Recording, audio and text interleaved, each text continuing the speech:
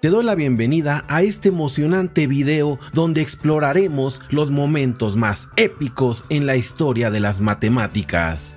A lo largo de los siglos, las matemáticas han sido una fuerza poderosa que ha dado forma a nuestro mundo desde los antiguos babilonios hasta los genios matemáticos modernos. En este pequeño top te voy a llevar en un viaje fascinante a través del tiempo y el espacio, dando saltos cuánticos para descubrir los 7 momentos más destacados que han dejado una huella indeleble en el campo de las matemáticas. Prepárate para maravillarte con increíbles descubrimientos, brillantes mentes y avances revolucionarios que han cambiado nuestra forma de entender el universo y nuestra propia existencia. Sin más preámbulos, es hora de sumergirnos en esta apasionante aventura matemática. Si eres nuevo en el canal, no olvides suscribirte. Yo soy el Profe John y esto es Math Fucking Rocks. En el puesto número 7, la invención del cero por los mayas. La invención del concepto del cero por parte de los mayas es considerada uno de los logros más destacados en la historia de las matemáticas. Aunque no se puede atribuir a una fecha específica, se estima que ocurrió alrededor del siglo IV después de Cristo en Mesoamérica. Los mayas eran una antigua civilización que habitaba en la región que ahora conocemos como México y América Central. Durante su apogeo desarrollaron un sistema numérico avanzado y sofisticado que incluía el uso del cero. El cero maya, también conocido como señal de vacío o punto, no se representaba como un número en sí mismo, sino como un símbolo posicional dentro de un sistema de numeración vigesimal, es decir, de base 20.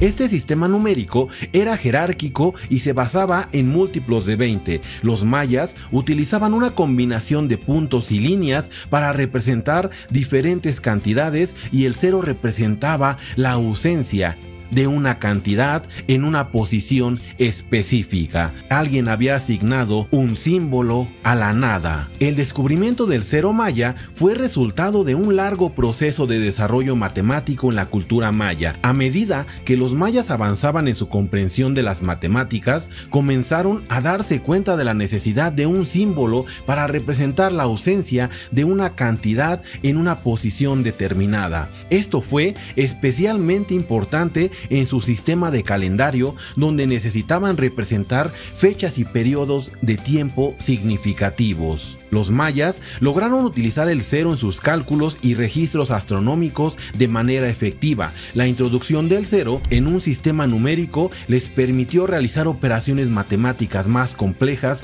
como la multiplicación y la división, y también contribuyó al desarrollo de su conocimiento astronómico y calendárico. Aunque los mayas fueron los primeros en utilizar el cero como un concepto matemático en su sistema numérico, su descubrimiento no fue ampliamente reconocido ni adoptado por otras culturas en ese momento. El legado de los mayas en el campo de las matemáticas, incluyendo su invención del cero, es un testimonio de su profundo conocimiento y habilidades matemáticas. Su contribución revolucionó el desarrollo de los sistemas de numeración en todo el mundo y sentó las bases para los avances matemáticos futuros. El cero maya, un simple símbolo, se convirtió en uno de los conceptos más fundamentales y poderosos en las matemáticas y en nuestra comprensión del universo.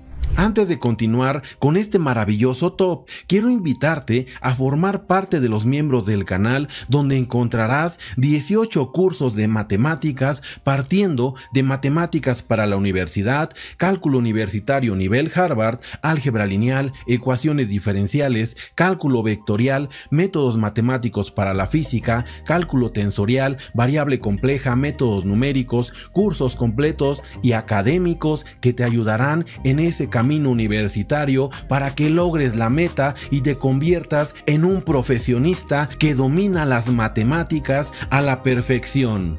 Hoy en día, más de 1900 personas pagan la membresía de este canal y son los $2 mejores invertidos de su vida que les abren los 18 cursos de este canal. Si están tus posibilidades, únete a los miembros que no te vas a arrepentir. Si eres nuevo, no olvides suscribirte y además comenta qué momentos épicos consideras que debería incluir en una segunda, tercera, cuarta, quinta parte de los momentos más épicos en la historia de las matemáticas. En el top número 6, la invención del cálculo diferencial e integral.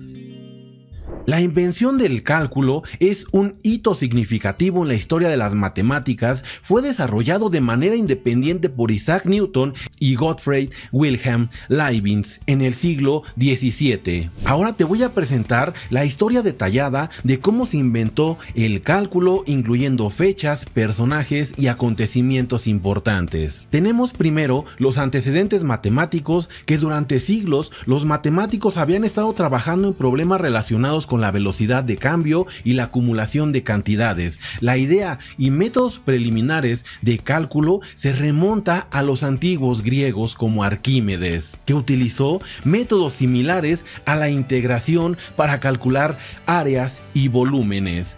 Por eso, Newton decía que estaba parado en hombros de gigantes. Isaac Newton, que vivió de 1642 a 1727, matemático y físico inglés, es considerado uno de los padres fundadores del cálculo. En 1665, mientras estaba en aislamiento durante la Gran Plaga de Londres, desarrolló sus primeras ideas sobre el cálculo diferencial. Utilizó la noción de fluxiones para describir el cambio instantáneo de una variable y desarrolló métodos para derivar y resolver ecuaciones diferenciales. Que vivió de 1646 a 1716, matemático y filósofo alemán, también trabajó de manera independiente en el desarrollo del cálculo. A partir de la década de 1670, Leibniz comenzó a utilizar la notación diferencial, como el uso del símbolo d para denotar diferencias infinitesimales, lo que permitió una representación más compacta y expresiva del cálculo. También, como cuenta esa leyenda, esa S alargada que utilizamos para la integral se la debemos al gran, y me pongo de pie, Leibniz. Y en ese descubrimiento o invención del cálculo, Newton y Leibniz se vieron envueltos en una larga y amarga disputa sobre quién había inventado el cálculo primero. Ambos reclamaron haber desarrollado el cálculo de manera independiente, y esto llevó a décadas de controversia y rivalidad entre los matemáticos e instituciones de la época. En 1687, Newton publicó su obra Philosophiae Naturalias Principia Mathematica, donde presentó sus descubrimientos y teorías sobre el cálculo, y Leibniz, por su parte, publicó una serie de artículos y libros a lo largo de su vida promoviendo su notación diferencial y su método de diferenciación e integración. A pesar de la controversia, la notación y los métodos de Leibniz fueron más ampliamente adoptados por los matemáticos y académicos en Europa. La notación diferencial de Leibniz, con su uso de diferenciales, fracciones y la regla del producto, se volvió estándar en el cálculo. A lo largo de los siglos XVIII y XIX, matemáticos como Euler, Lagrange, Cauchy y otros desarrollaron y refinaron aún más el cálculo diferencial e integral, ampliando su ámbito de aplicación y estableciendo las bases para las ramas posteriores de las matemáticas, como el análisis matemático. Hoy en día se considera a los padres del cálculo, tanto Newton y Leibniz, en igualdad. En el puesto número 5, el renacimiento matemático durante el Renacimiento en Europa. Al 16, y se produjo un resurgimiento del interés por las artes, las ciencias y las matemáticas. En el siglo XV, durante esta época, el renacimiento matemático comenzó a tomar impulso en Europa. Algunos de los eventos y personajes clave incluyen en 1436 a Johannes Gutenberg, que inventó la imprenta con tipos móviles, lo que facilita la difusión de conocimientos matemáticos. En 1441, Regiomontanus Johannes Müller matemático y astrónomo alemán, establece una imprenta en Nuremberg, donde publica obras matemáticas fundamentales y ayuda a difundir las ideas matemáticas por todo Europa. En 1463, Luca Pacioli, matemático italiano, publica Summa de Aritmetica, Geometria, Proportioni et Proportionalia, uno de los primeros libros impresos en Europa que cubre la aritmética y la geometría. En el siglo XVI, durante este siglo, el renacimiento matemático alcanzó su punto culminante con el desarrollo de nuevas ideas y métodos matemáticos. Algunos de los eventos y personajes claves incluyen en 1545, y me voy a poner de pie, Girolamo Cardano, matemático italiano, publica Ars Magna, que introduce los conceptos de números imaginarios y ecuaciones cúbicas. En 1547, Niccolò Tartaglia, matemático italiano, resuelve la ecuación cúbica general y comparte su solución con Cardano. En 1572, Rafael Bombelli, matemático italiano, publica El álgebra, donde introduce la notación moderna para los números complejos y desarrolla métodos para trabajar con ellos. En 1591, François Viet, matemático francés, publica In artem analyticiem isagoge, que establece las bases del álgebra simbólica y desarrolla métodos para resolver ecuaciones algebraicas. Además de los eventos clave mencionados, el renacimiento matemático también estuvo marcado por avances en la geometría, la trigonometría y la física. Destacan los trabajos de matemáticos como Leonardo da Vinci, quien publicó principios geométricos y perspectivas en sus obras de arte, Galileo Galilei, quien utilizó las matemáticas para estudiar el movimiento y desarrollar los fundamentos de la física moderna. En general, el renacimiento matemático durante el Renacimiento europeo fue un periodo de descubrimientos, innovaciones y avances en el campo de las matemáticas. Estos desarrollos sentaron las bases para los posteriores avances matemáticos y científicos que continuarían transformando nuestro entendimiento del mundo. En el puesto número 4, la invención del número i y los números complejos.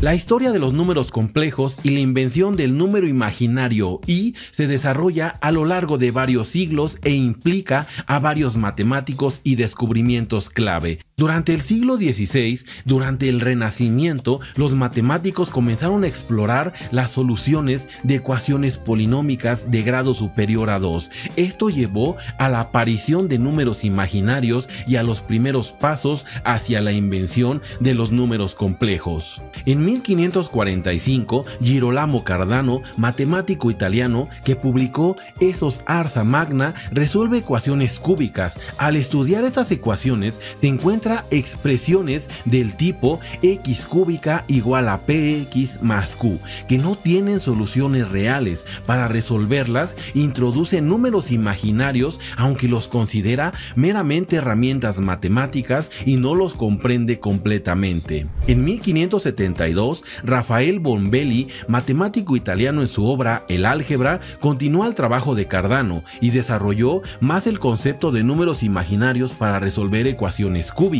Proporciona un marco matemático para trabajar con ellos, pero aún no se establece una interpretación geométrica clara. Durante este siglo, los matemáticos comienzan a comprender la naturaleza de los números imaginarios y los números complejos. Es ahí donde llega el filósofo y matemático en 1637, René Descartes, que introduce la geometría analítica en su obra Y me voy a poner de pie de nuevo, la Geometrie. Esta nueva forma de representar geometría en términos algebraicos sienta las bases para la interpretación geométrica de los números complejos. En 1687, John Wallis, matemático inglés, utiliza el término imaginario para referirse a las raíces cuadradas de números negativos. En el siglo XVIII, los matemáticos establecen una notación y una interpretación geométrica clara para los números complejos. En 1777, me voy a poner de pie porque estoy nombrando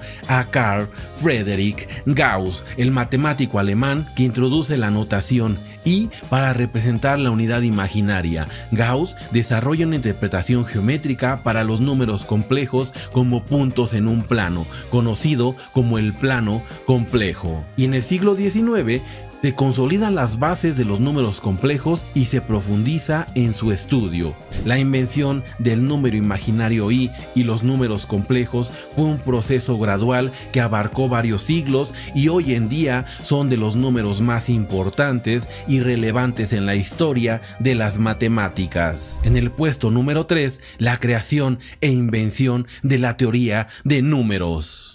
La teoría de números es una rama de las matemáticas que estudia las propiedades y relaciones de los números enteros. Tiene una larga y rica historia que abarca varios milenios. Los seres humanos han estado interesados en los números y sus propiedades. Algunos de los hitos importantes durante la antigüedad incluyen: en el siglo XIX a.C., los antiguos matemáticos babilonios desarrollan tablas de números que muestran relaciones numéricas como patrones en números primos y múltiplos. En el siglo VII a.C., los matemáticos griegos como Pitágoras y Euclides comienzan a explorar las propiedades de los números enteros y los números primos. Euclides escribe Los Elementos, una obra matemática que contiene proposiciones y pruebas relacionadas con la teoría de números. En el siglo III a.C., Eratóstenes, matemático griego, desarrolla la famosa criba de Eratóstenes, un método para encontrar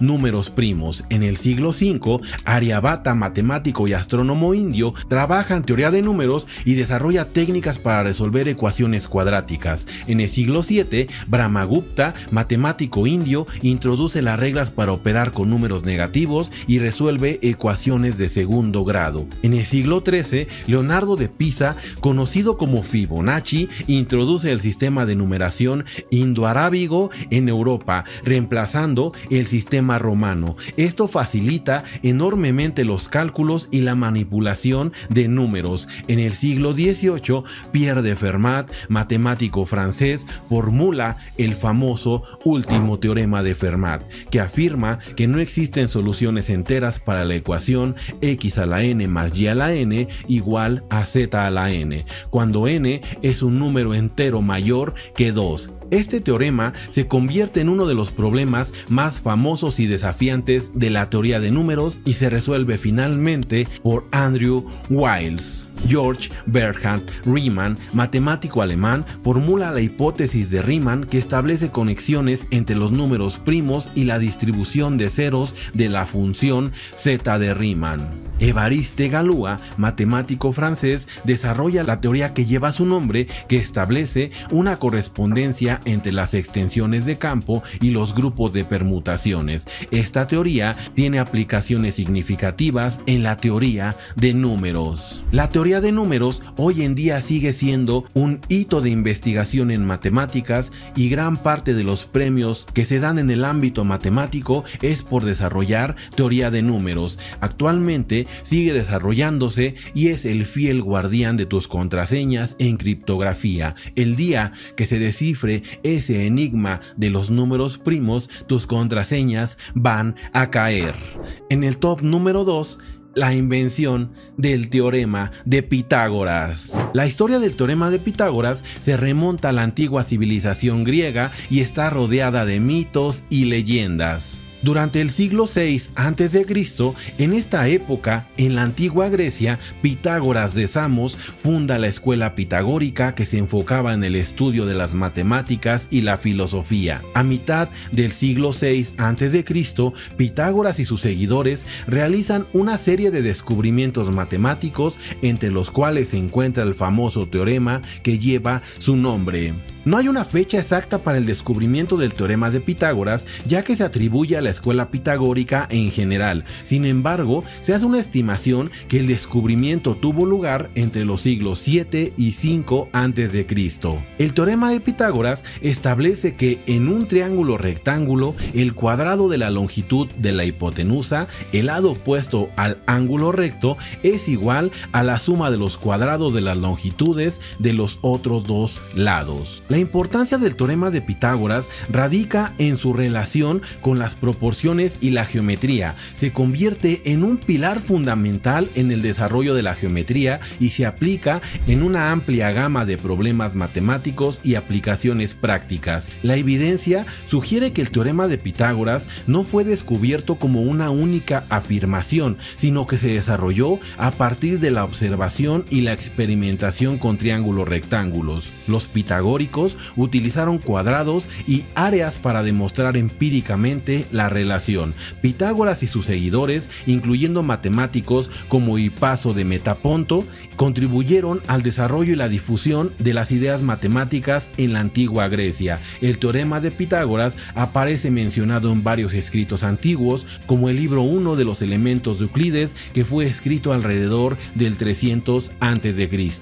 En conclusión, el teorema de Pitágoras fue descubierto y desarrollado en la antigua Grecia por Pitágoras y su escuela. Este teorema, que establece la relación entre los lados de un triángulo rectángulo, tuvo un impacto significativo en la geometría y las matemáticas en general, y sigue siendo una de las ideas más importantes en el estudio de las formas y las proporciones, y por muchos es considerado el teorema más importante en matemáticas. Y en el puesto número 1 de los momentos más épicos en la historia de las matemáticas, la invención, la publicación de los elementos de Euclides. La historia de los elementos de Euclides, uno de los tratados más influyentes en la historia de las matemáticas, abarca varios siglos y presenta una serie de eventos y personajes importantes. En el siglo III a.C., Euclides de Alejandría, matemático griego, es conocido por ser el autor de los elementos, un tratado que presenta una recopilación sistemática de la geometría conocida hasta ese momento. Aunque no se conoce la fecha exacta de la composición de los elementos, se estima que Euclides escribió el tratado alrededor del 300 a.C.